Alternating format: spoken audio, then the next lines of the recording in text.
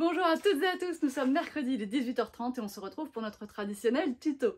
Aujourd'hui, c'est encore un de ces mercredis où c'était vraiment pas gagné d'avance que vous en ayez, hein, mais j'ai remonté mes manches hier soir, vous allez le comprendre au rythme de cette vidéo-là, et nous allons faire ensemble quelque chose que je n'ai pas encore terminé à l'heure où je fais ce petit montage supplémentaire. Donc on va utiliser des Distress Spray sur du papier Pantone et on va colorier notre image avec les infusions. Et là vous vous dites, non mais ce tampon je le connais pas encore. Ben, c'est normal. Allez, à tout de suite.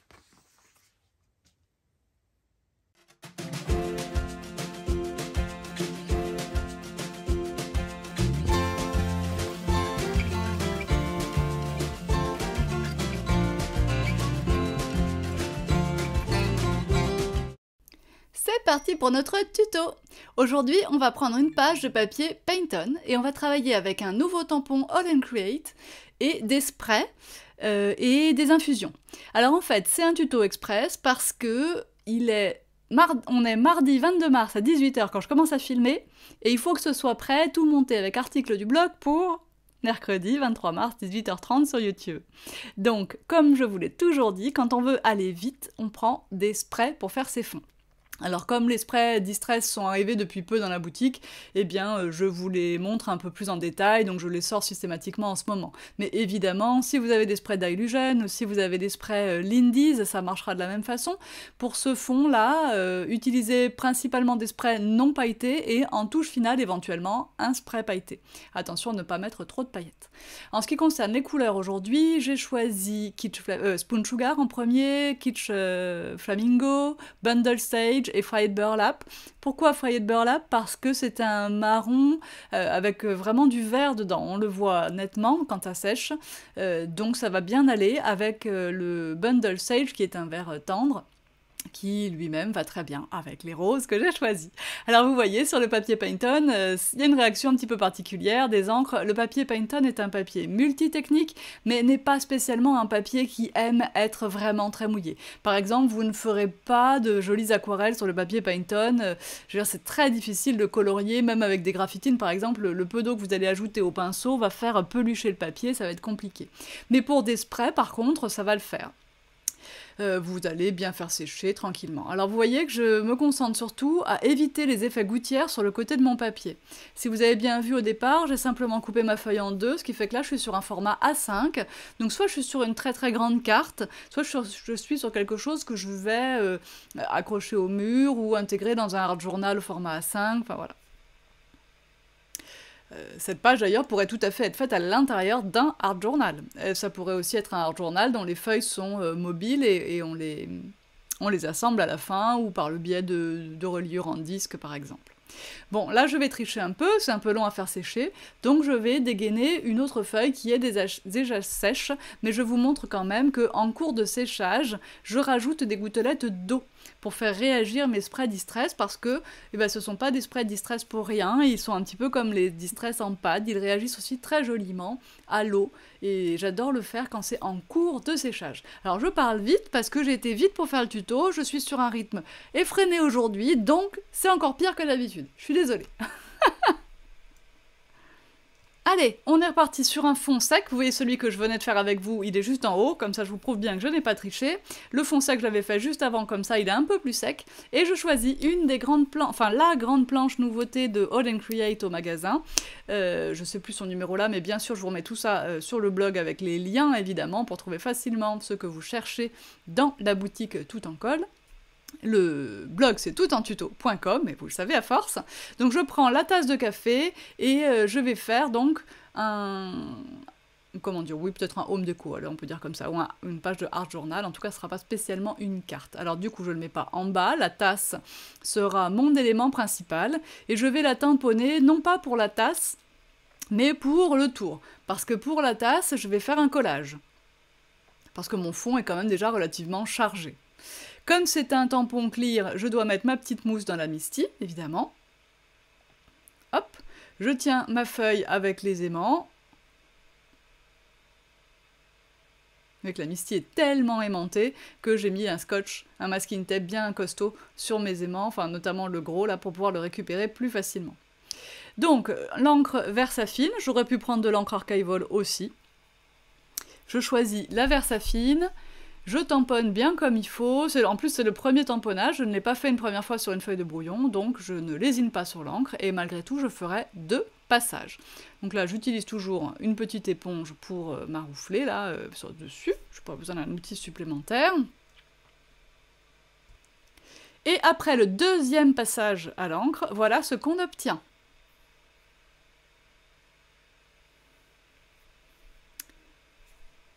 J'avais commencé à colorier un petit peu les grains de café dessus, mais ça ne me convient pas. Je prends une encre vintage photo et j'ajoute tranquillement de l'encre vintage photo sur la partie plutôt supérieure de ma carte. Et en fait, je vais en ajouter beaucoup plus que ça, vous allez voir. Je prends vintage photo donc pour là-haut. J'ai commencé par Fayette Burlap, maintenant je prends vintage photo. Et vous allez voir que comme ça va me plaire de plus en plus, je vais en ajouter. Alors je vais salir mon nuancier, ça c'est pas très malin, mais bon. Ça, c'est un petit peu d'eau pour voir ce que ça donne. Et c'est là que je me dis qu'en fait, ça va être chouette. On va avoir l'idée d'un café vraiment renversé. Vous pourriez être un peu plus discret que moi sur l'encre, mais regardez, finalement, je vais choisir d'avoir quelque chose de vraiment plus foncé. Et par contre, toujours travailler avec de l'eau claire. Quand vous travaillez avec vos sprays, c'est ça qui va les faire glisser, qui va leur donner du mouvement et qui va les rendre donc super jolis. Donc là-haut, j'ai mon vintage photo qui fait tout à fait le café. Et en bas, comme c'est quand même en bas, eh ben, je vais choisir un brun beaucoup plus foncé et ça sera Ground Espresso. Et là encore, un peu d'eau. Exactement le même principe que quand vous faites du mix média avec de la résine par exemple et que vous faites couler un petit peu vos peintures pour que ça rentre dans les creux et tout de vos moulures en résine. C'est exactement le même principe. Utilisez toujours de l'eau pour faire le mouvement, pour faire travailler vos couleurs. Et là, ça va être super beau. Alors je vais pas sécher comme ça pendant une demi-heure parce que là il y a beaucoup d'eau. Je vais juste absorber un tout petit peu les grosses gouttes, notamment sur les tranches, sur les côtés, pour éviter la petite ligne en fait qui se crée toujours au bord du papier. Et ensuite je vais retamponner sur un papier plus approprié au tamponnage, comme un papier beaucoup plus lisse, pour faire la mise en couleur de la tasse de café.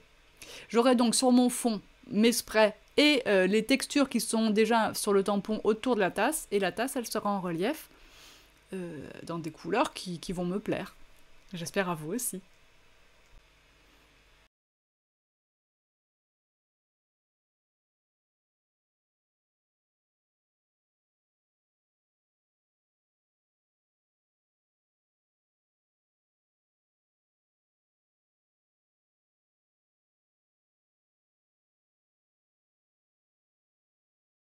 Voilà.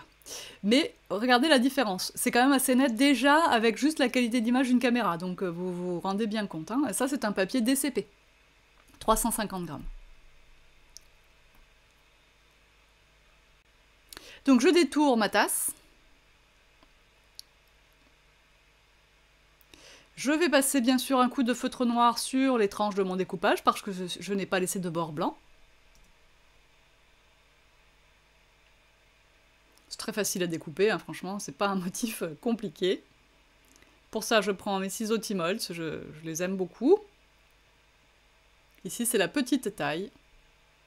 Enfin, c'est tellement facile que même la moyenne ou les grands auraient été suffisants. Et c'est là qu'on sort nos infusions. Alors, j'ai besoin d'un peu de marron pour mon grain de café. Je vais prendre Rocky Road. Il est presque un peu rouge, mais ça va aller quand même. Et je vais prendre du matte glaze, un vernis donc Paper Artsy qui fonctionne vraiment très bien pour ça. Et bien, vous pouvez prendre n'importe quel vernis acrylique, enfin vernis qui se rince à l'eau, quoi, pour faire ça. Si vous avez autre chose à la maison, c'est pas la peine forcément d'acheter le Paper Artsy. Par contre, si vous n'en avez pas, alors du tout, bah alors achetez celui-là, quoi, par exemple. Hein. Donc il existe en mat et en satin. J'ai beaucoup hésité, j'aurais pu prendre le satin aussi. Je fais un petit test de dilution. Alors pourquoi est-ce que je peins aux infusions avec un vernis et pas avec de l'eau? Ben, tout simplement parce que l'épaisseur du vernis et sa composition font que le brou de noix va se diffuser plus lentement ou différemment. Si vous faites avec de l'eau, vous n'aurez pas du tout le même rendu que si vous faites avec du vernis. Donc c'est un peu comme tout le temps. Je passe des couleurs assez claires, je contraste toujours à certains endroits de mon motif, et ici c'est tellement facile parce qu'il est tellement bien hachuré ce tampon All and Create que ça va tout seul. Je dépasse un peu, je gratte avec la pointe d'un scalpel, tout de suite. Et voilà, donc je dilue un petit peu, un peu plus de vernis, un peu plus de poudre, enfin voilà, je fais mon petit mélange. J'ai pas besoin d'un dégradé net, c'est pas d'un dégradé par contre parfait, il peut y avoir des démarcations, ça va très bien avec ce style de dessin. Et donc là, vous voyez que je m'aide aussi énormément des hachures, très foncées là où vraiment c'est très hachuré, presque noir sur mon tampon, et très dilué sur les zones qui sont encore blanches sur le papier.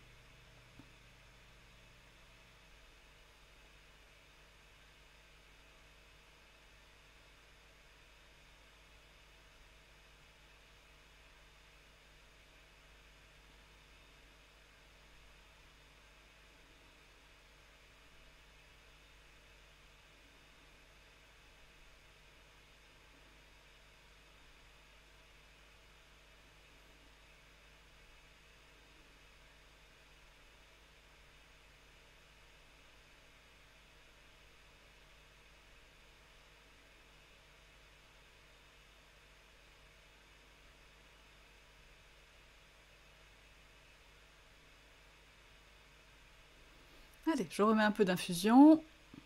Toujours donc Rocky Road hein, pour l'instant.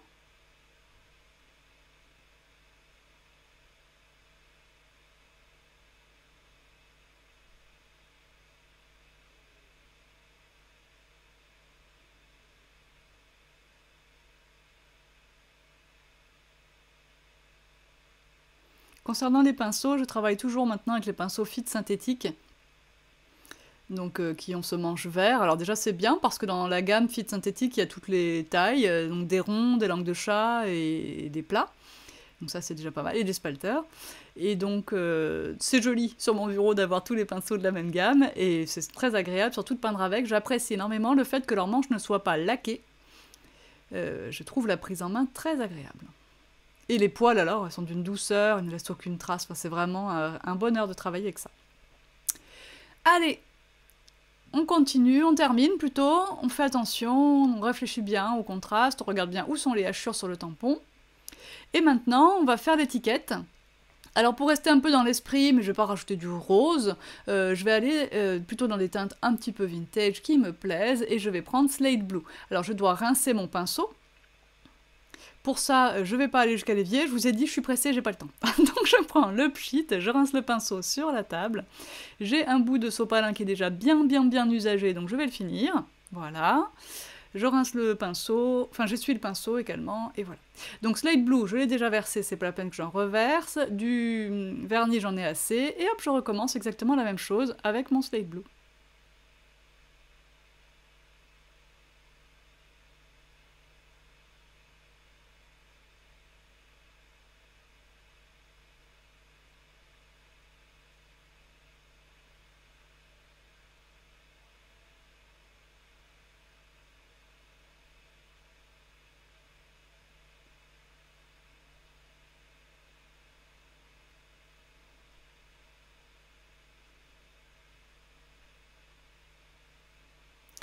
Alors maintenant, on va se faire quelques petits splatchs blancs, hein. Ça va aller très bien avec ce style de tampon. Mon gesso est tout sec, ben c'est pas grave, je vous montre. C'est un fond de peau et il est vieux en plus. Donc c'est pas grave, il marche quand même. C'est presque de la molding paste, hein, là, franchement. Donc je vais bien comme ça le diluer, essayer de dissoudre un peu les petits paquets, et j'aurai ce qu'il me faut pour faire des éclaboussures qui vont se teinter naturellement des couleurs sur lesquelles elles vont être posées. Puisque les sprays, ils sont pas fixés, là, ils réagissent toujours à quelque chose d'humide qu'on leur met par-dessus. Donc ça va être chouette d'avoir des éclaboussures blanches qui finalement ne seront pas blanches, mais qui vont reprendre les tonalités de là où elles sont tombées. Moi j'adore ça. Je trouve ça beaucoup plus subtil que si c'était tout blanc, sans diffusion de peinture. Donc je travaille mon gesso et je splatch.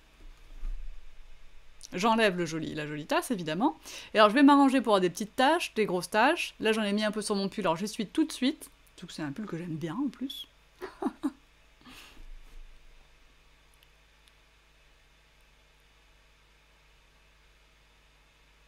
Voilà, j'adore la tache en bas, j'ai fait exprès d'en avoir beaucoup sur mon pinceau à ce moment-là. Donc ce qui fait la taille des taches, c'est la quantité de blanc que vous mettez sur le pinceau, mais c'est aussi la forme du pinceau. Là c'est un pinceau moyen, donc je peux réussir à faire un petit peu de tout. Normalement on prend un pinceau rond d'ailleurs, hein, plutôt pour faire ça. Mais plus le pinceau sera gros, et plus vos taches seront grosses. Ah cool, j'avais bien chargé, et hop, j'ai exactement ce que je voulais.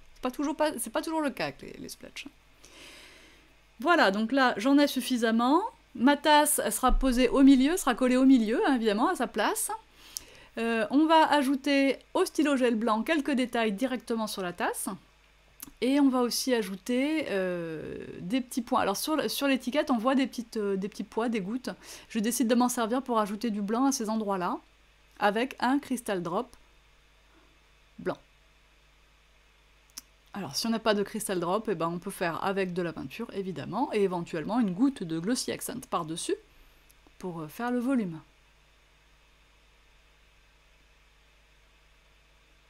Voilà, attention aux tailles, variez bien les tailles. Là, je me sers vraiment d'éléments qui sont déjà présents sur le tampon.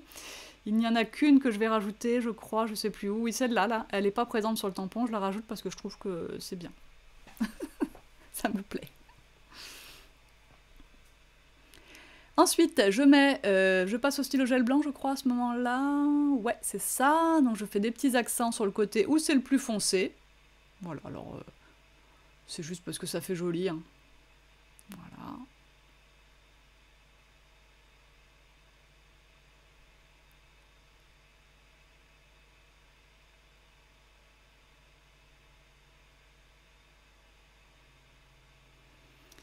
Pas plus. Et du Crystal Drop sur le grain de café. Et pour ce que je vous montre dans la vidéo, c'est tout. Et si j'ai le temps d'en faire plus, et j'espère bien, demain matin, je vous mets bien sûr plus de photos, toutes les photos en gros plan, je vous répète les étapes, en bon français, et dans l'article du blog toutentuto.com. Voilà. Moi je vous dis à bientôt, j'espère que ça vous a plu.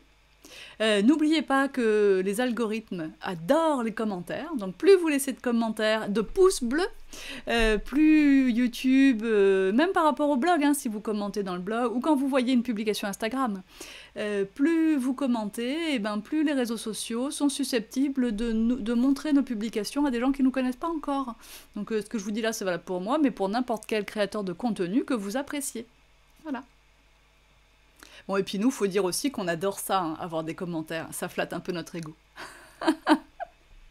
Allez, je vous souhaite une bonne soirée et je vous dis à demain sur le blog. Bye bye!